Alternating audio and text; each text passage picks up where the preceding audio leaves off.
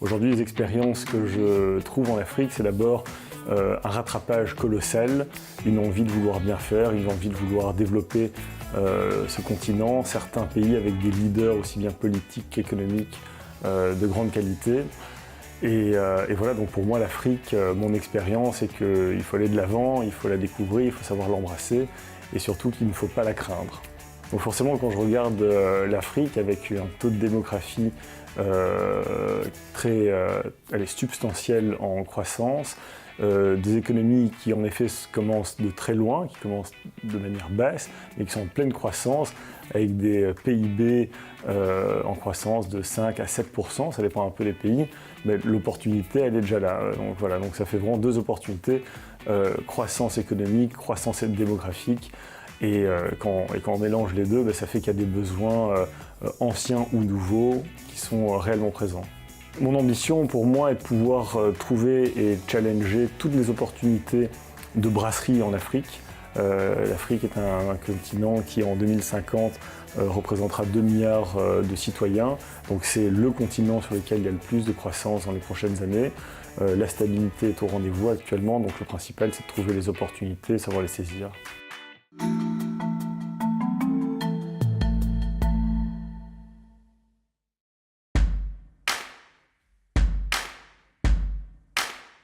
Il existe d'autres entreprises belges qui ont une longue tradition d'activité dans les pays en développement. Le groupe BIA, par exemple, qui fournit des machines et des véhicules pour les travaux publics et l'industrie de la construction, est actif en Afrique depuis sa création en 1902. Aujourd'hui, il est représenté dans une vingtaine de pays africains. Nous ne faisons plus de différence entre l'Europe et l'Afrique depuis très longtemps. 3/4 de nos ressources humaines se trouvent en Afrique aujourd'hui. Et donc nous avons mis bien sûr nos standards dans l'ensemble des opérations ou des entités du groupe. Notre conclusion, c'est qu'aujourd'hui il n'y a pas de vraie différence, il y a des particularités, clairement, mais qui sont plus des particularités nationales que des particularités continentales. Bien sûr, il y a des cultures fortes assez différentes et c'est à nos équipes, à BIA, s'intégrer, à s'adapter à ces différentes cultures. Mais tout en gardant bien sûr nos process, nos valeurs et notre business model.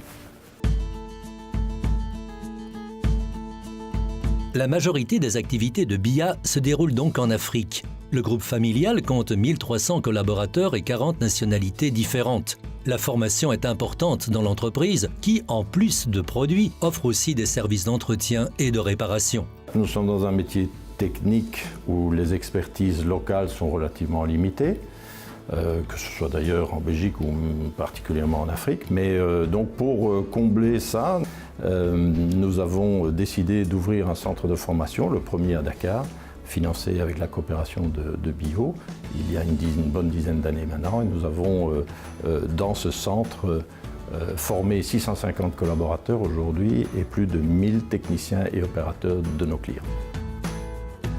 Pour BIO, c'était un investissement intéressant. En effet, en tant que membre de la coopération belge au développement, la société d'investissement recherche des projets qui génèrent un impact dans différents domaines. Les deux impacts principaux sont la création d'emplois, avant et après investissement, et ensuite la qualité des emplois créés, c'est-à-dire une forte formation du personnel. Ensuite, troisième impact, c'est la mise en place de standards environnementaux de haute qualité, puisque dans ce cas-ci, BIA voulait respecter les standards européens. Pour une entreprise belge qui s'oriente vers les marchés frontières, un partenariat avec BIO offre bien plus qu'un simple financement. À côté du financement que nous fournissons, il y a d'abord l'expérience que nous avons des financements dans ces marchés-là et donc la validation d'un business plan et de la pertinence de la structure de financement. Et deuxièmement, le fait que nous ayons un nom dans ces marchés-là et que donc ça donne une certaine crédibilité au projet pour l'interaction avec toutes les autres parties prenantes, que ce soit le gouvernement, les employés et la communauté locale.